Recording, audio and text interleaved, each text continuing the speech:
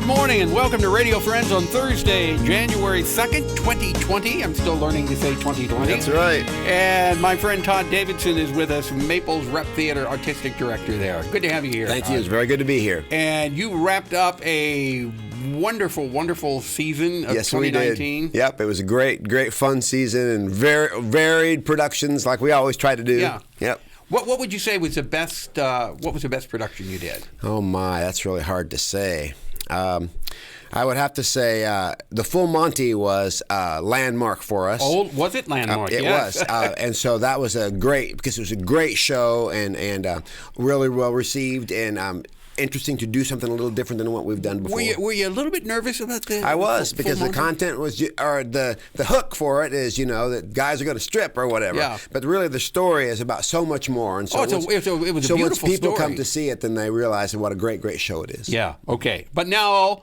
So we say 2019 was great. Now we're looking towards the 2020 season. Absolutely. Since November, we've absolutely been selling season tickets for 2020, and now we're really in the thick of beginning the hiring process and getting people hired in for the season. It's going to be a great one. Yeah, and I see you got one of my favorite. Now, Greater Tuna. Yep. This is hysterical. It is. It's a great show. For people who might not know, it's about two guys. It's two actors play all the denizens of the second smallest town in Texas. Tuna, Texas.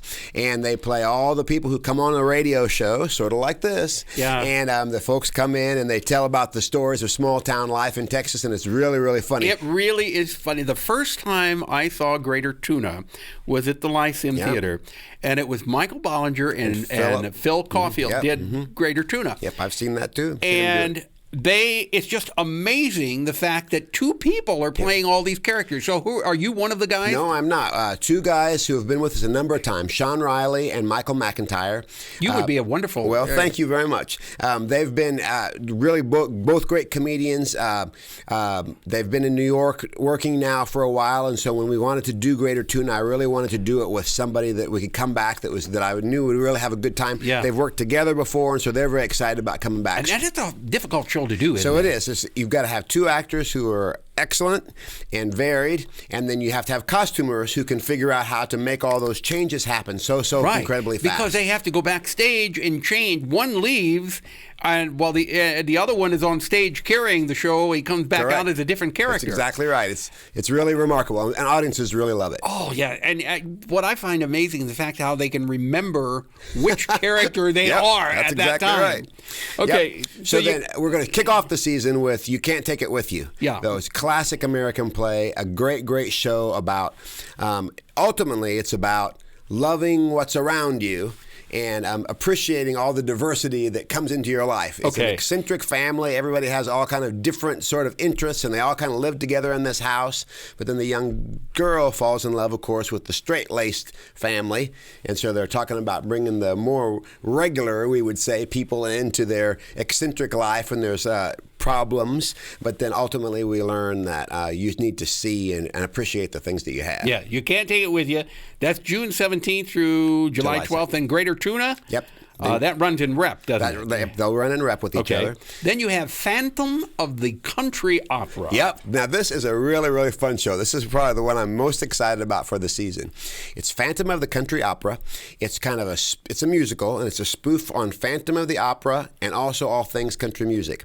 It was a show that was written in the 90s, and it played in Chicago for like 3 years. I mean, it was really, really popular there, but it just never kind of had the legs to move to New York. So it's kind of, in some ways, it's sort of fizzled out and just become the kind of community theater show around. But we're going to do a full production of it, and it talks about, it's all the things that you love about Phantom of the Opera, and that there's mystery and beautiful music, and there's the Phantom and the beautiful young ingenue, and then also things that people love about country music.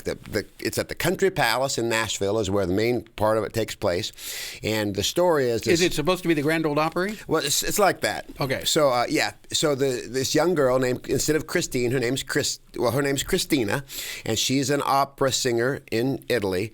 and she's on stage, and she loves her life, but her heart is in country music, and so she decides she wants to move back to Nashville. So she changes her name to Chrissy Joe, and she gets a job as a backup singer at the Country Palace. But soon, because she's really talented, this denizen of the lower depths of the Country Palace, there's this phantom who lives there. He hears her sing, and he knows that she could be the country music star. So he writes some music for her and tries to, just like in the story of Phantom of the Opera. And then there's the diva who's there, and she kind of gets sabotaged by the phantom a little bit. And anyway, it's a lot of fun. That's Phantom of the Country Opera.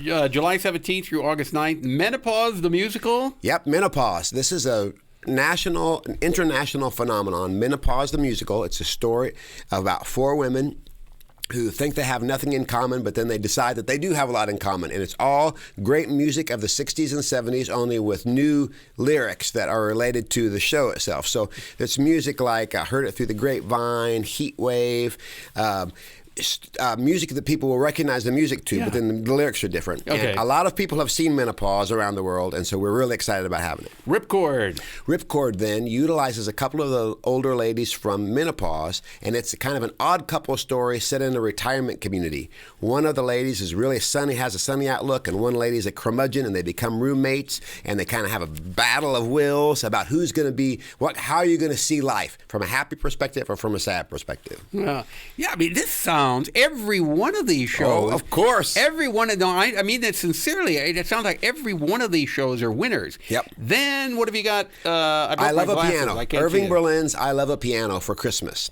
This is a musical. It's got a little bit of a book to it, and it tells the story of American music kind of from the 1890s all the way up through past the 1950s, and it's all music of Irving Berlin. It's 4 couples, and they sing and dance and tap and do all the music that you remember from all the way from Alexander's Ragtime Band, then all through the World War I songs, and then World War II songs like God Bless America and Hate to Get Up in the Morning, and then there's White Christmas and Holiday Inn. You got a winning season here, Todd. Yep, it's a great one. You got a winning season here. So now's the time to get season tickets. That's the best way to see all shows. It gets them on your calendar so that you make sure you come and see them all. They don't. Your time didn't fritter away.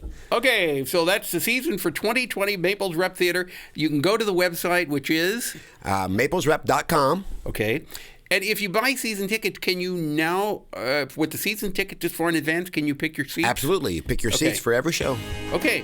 Or you can call 660-385-2924. Thank you so much, Todd. Yep. We'll look forward to seeing you. I wish you the very best of luck with the 2020 season. Thank you very much. It keeps getting better and better, doesn't it? Thanks. Yes, it does. All right. Break a leg for 2020. Thank you.